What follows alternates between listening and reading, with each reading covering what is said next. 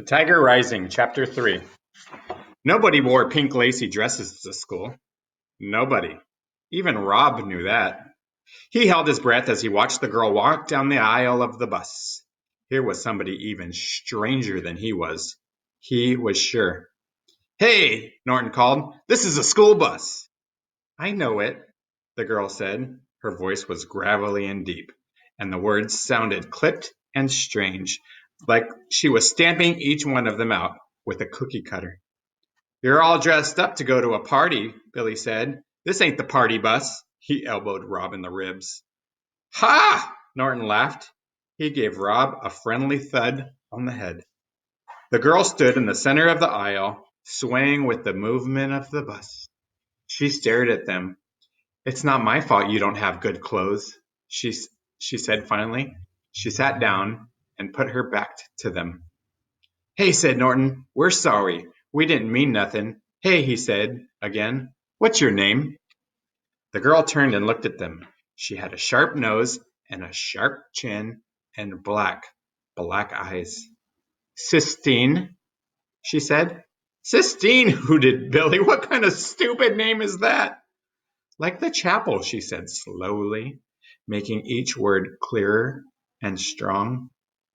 Rob stared at her, amazed. "What are you looking at?" she said to him. Rob shook his head. "Yeah," said Norton. He cuffed Rob on the ear. "What are you staring at, disease boy? Come on," he said to Billy. And together they swaggered up the aisle of the bus and sat in the seat behind the new girl. They whispered things to her, but Rob couldn't hear what they were saying. He thought about the Sistine Chapel. He had seen a picture of it in the big art book that Mrs. Dupree kept on a small shelf behind her desk in the library. The pages of the book were slick and shiny, and each picture made Rob feel cool and sweet inside, like a drink of water on a hot day. Mrs. Dupree let Rob look at the book because he was quiet and good in the library. It was her reward to him. In the book, the picture from the ceiling of the Sistine Chapel showed God reaching out and touching Adam.